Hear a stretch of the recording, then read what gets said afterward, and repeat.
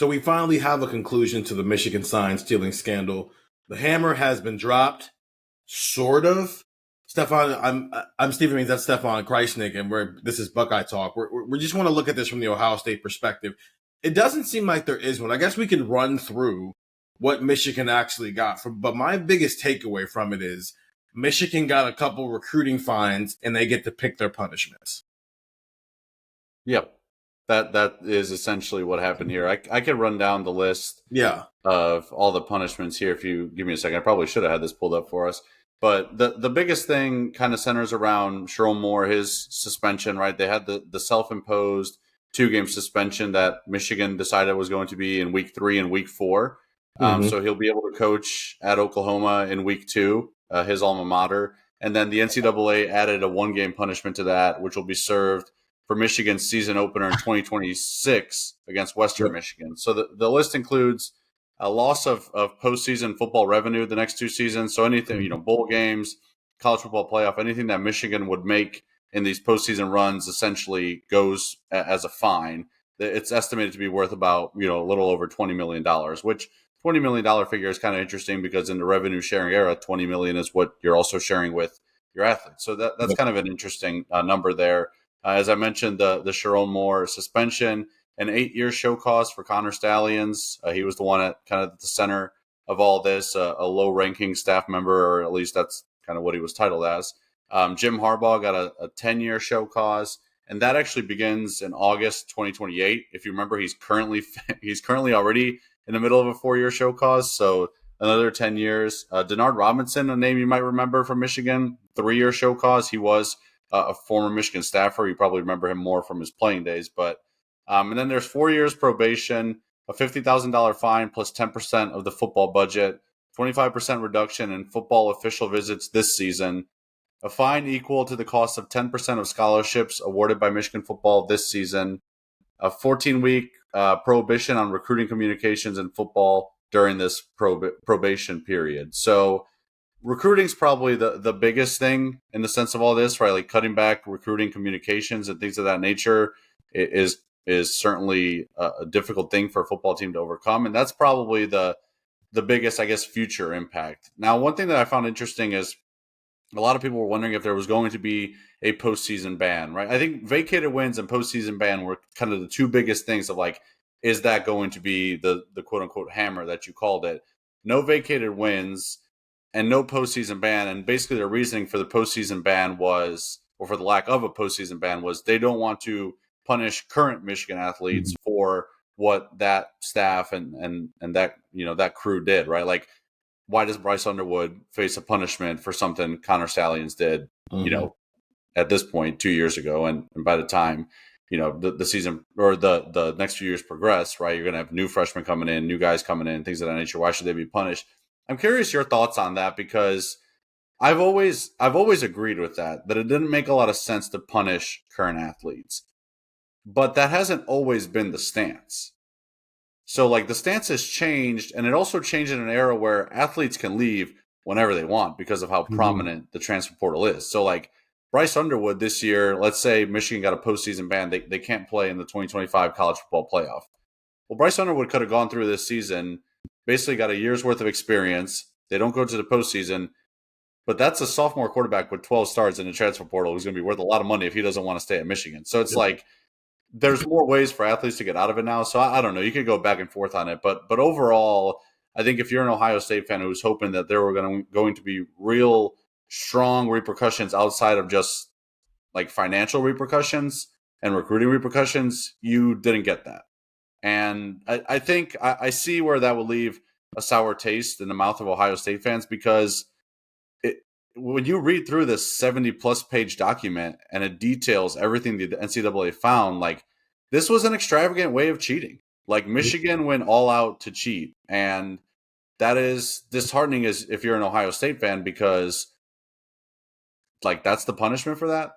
Like these last 4 years, but specifically the couple where where Michigan was cheating was hell for Ohio State fans. Guys like CJ Stroud lost games, right? Like legacies were defined. Jack Sawyer's legacy, the 2024 game he admits was that was just a game that they lost, but like there's games, other games during his career that they lost where that changes his legacy, even for a guy that won a national championship. So it is very fair if you're an Ohio State fan to not be pleased with how this turned out, but at the same time not be too surprised, because I think in the months leading up to this and as the investigation has gone on and reports have surfaced, it was always pretty clear that postseason bans and vacated wins were never going to come, despite what maybe some on social media tried to tell you.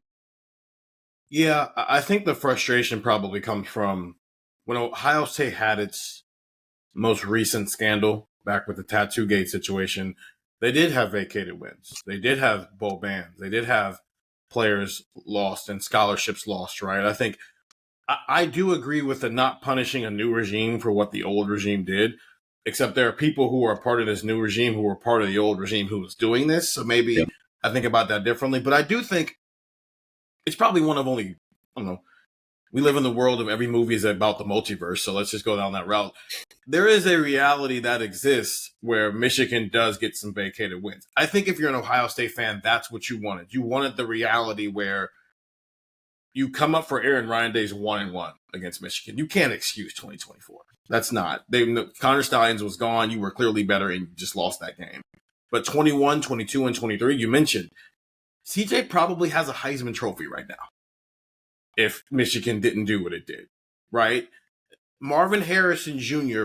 probably isn't sitting on the sidelines watching the Cotton Bowl if Michigan doesn't do what he did in 2023. Now, we knew about it by that point, but it's one of those things of, just because you know about it doesn't mean that all the stuff you've already done, you just threw away. You just stopped doing it, but you already had that information, right? I don't know, maybe we don't get the Rose Bowl game where CJ Stroud and Jackson Smith-Njigba went nuclear if Michigan's not doing what they're doing, because they just win that game and now they're playing in the college football playoff and Garrett Wilson and Chris Olave are still playing, right? So from an Ohio State perspective, the impact is you felt like you wanted justice. You feel like Michigan did something that fundamentally altered the results of winning and losing. That's very different than when you went through this 15 years ago when it was just players getting tattoos and getting money for their memorabilia. That's not impacting winning and losing. This directly impacted that. So I understand if you're frustrated by that. But here we are. This is kind of the reality of the situation. Ryan Day is 1-4 in the rivalry. He's got a national championship on his plate now. He's got Big Ten championships on his resume. 40% of his losses are to this team. Now, 75% of those losses, can you say funny business? Sure. But the point of the matter is the NCAA did not deem them as needed to be part of the punishment is vacating wins. And so how do you move forward from that? Ryan Day got asked about that at Big Ten Media Days, and he gave the response he's going to be giving for the next couple of years here when you just go, how do you beat Michigan? He's going to take a sip of water and go, you score more points than them. And then he's going to move on to the next question, which I understand the question's got to be asked. Maybe it can be asked a little bit differently, but that's the answer he's going to give, because that's now the only dark cloud over a resume that outside of that probably has a case for one of the 5 to 10 best coaching careers we've ever seen in college football. When you look at his win percentage, when you look at the recruiting rankings, when you look at the development and the output they've put in the NFL, the award winners and the award finalists they've had, he is off to a hot start. He just has this one thing on his resume that is super, super important, because that's the rivalry we're talking about here. We're not talking about Kent State and Akron and the wagon wheel. We're talking about the game. So he's 1-4, and starting on November 29th, 2025, he can start trying to flip that rivalry back into his favor, because I said this to Stefan and Andrew a couple of days ago. If he flips this rivalry back in his favor, we're going to start having some real conversations about where Ryan Day fits in the hierarchy of college football coaches. But right now, you can't be a part of that when you're 1-4 in the most important rivalry in sports. But this is where we're at. This is the punishment.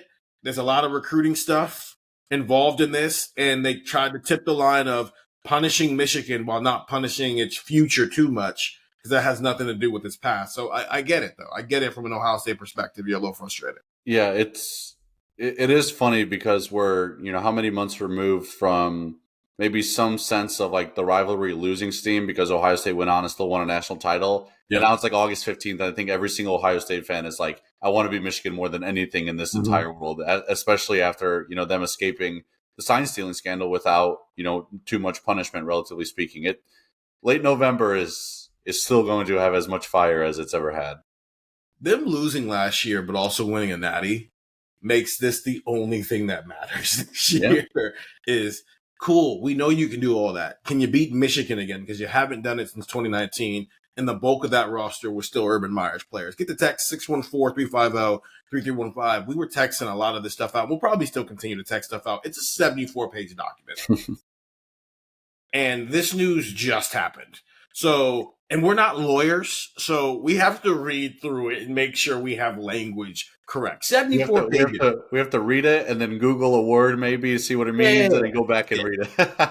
And then try to put it in a sentence ourselves so it makes sense for us. 74 pages. For Connor, and that's not all Connor Steins, but that's what this boils down to. 614-350-3315. There it is. The Michigan sign stealing saga has reached its conclusion. And I think I wrote this, depending on what side of the fence you're on, whether you're talking the Ohio State side or the Michigan side, or the sign stealing really isn't that big of a deal in the grand scheme of things, or you're like, yo, like you cheated, you should be punished for that. I think that will decide how extreme you are on this was the right punishment, this didn't go far enough, this went too far. And I hope that's not the conversation for the next 6 months, but I do know Ohio State fans are going to be very, very frustrated with this because they feel robbed. But the good news is on November 29th, you can start to move forward and maybe change the narrative on Ryan Day's career in terms of the Michigan game because he's been good at everything else. There it is. Ohio State, Michigan, November 29th. It just found another way to be interesting once again. I'm Steven. That's Stefan. Go listen to Buckeye Talk wherever you find podcasts. And if you like this, subscribe to our YouTube channel and go get the text 614-350-3315. See ya.